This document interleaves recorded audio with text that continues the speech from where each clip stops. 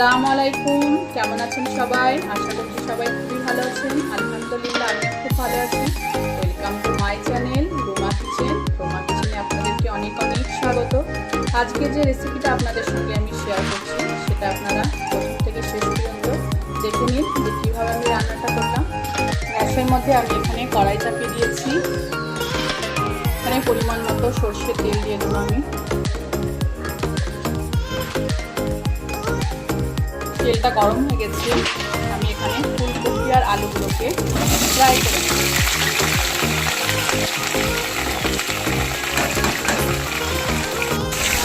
ফুলকপি আলুটাকে আমি একটু ভাজা ভাজা করে নেবো, লাল লাল করে।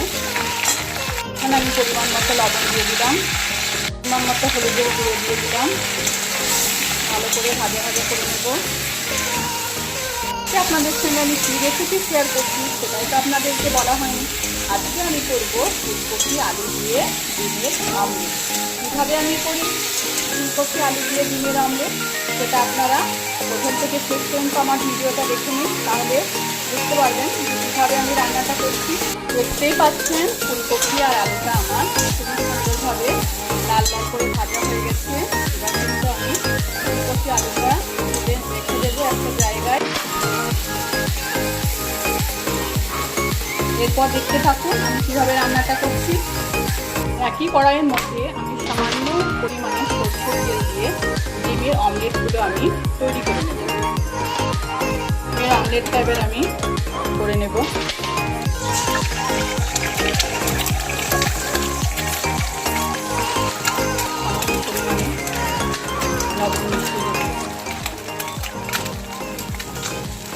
ঠিক আমি উল্টে দিয়েছি। এরকমভাবে কিন্তু আমি অমলেটগুলো করে নেব। আপনারা আপনাদের পরিমাণ অনুযায়ী ডিমটা নিয়ে নেবেন।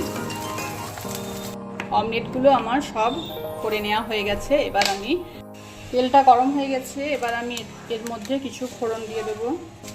প্রথমে আমি জিরে ফোড়ন দেব, গোটা গরম মশলা, তেজপাতা, শুকনো লঙ্কা। ভাজা ভাজা হয়ে গেলে আমি এর মধ্যে পেঁয়াজ আর টমেটো পেস্ট দিয়ে দেব। আমি টমেটো পেঁয়াজ একসঙ্গে পেস্ট করে নিয়েছি, এটা এর মধ্যে ঢেলে দেব।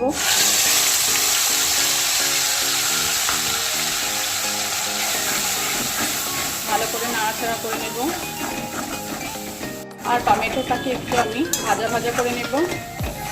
পেঁয়াজ আর টমেটোটা আমি ভালো করে ভাজা ভাজা করে নিয়েছি। এবার আমি এর মধ্যে কিছু মশলা অ্যাড করব। হলুদের গুঁড়ো দেব, আদা রসুনের পেস্ট দেব, জিরে গুঁড়ো দেব, লবণ দেব। এই মশলাটাকে আমি খুব ভালোভাবে কষিয়ে নেব। মতো লঙ্কা গুঁড়ো দেব। তার জন্য আমি একটু পানি অ্যাড করব যাতে মশলাটা ভালোভাবে কষানো হয়।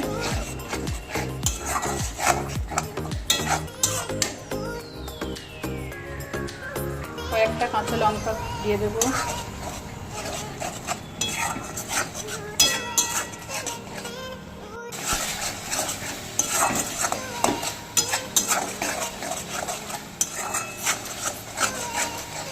এটা কিন্তু আমি খুব ভালোভাবে কষিয়ে নিয়েছি। এবার আমি মশলার মধ্যে ফুলকপি আর আলুগুলো দিয়ে ফুলকপি আর আলু আমি মশলার মধ্যে দিয়ে দিয়েছি।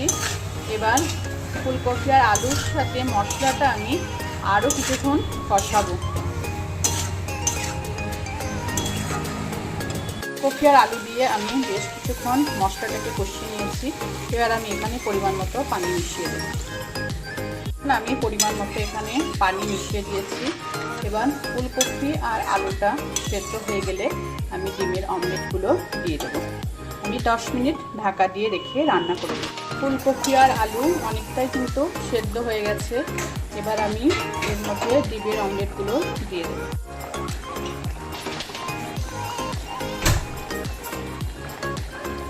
ওর থেকে আমি কিছু ধনেপাতা কিছু ছড়িয়ে দিচ্ছি। আবারও আমি 10 মিনিট ঢাকা দিয়ে রান্না করতে পারছেন। রান্নাটা কিন্তু আমার হয়ে গেছে। এবার আমি নামিয়ে নেব। তো রান্নাটা যদি আমার ভালো লেগে থাকে তাহলে অবশ্যই আমার চ্যানেলটিকে সাবস্ক্রাইব করবেন। কেমন লাগছে আমার রান্না কমেন্ট করে আমাকে জানাবেন, একটা লাইক দিয়ে দেবেন। আজকে আসছি, আবার কোনো দিন নতুন রেসিপি নিয়ে আপনাদের সামনে হাজির হব। খোদা হাফেজ।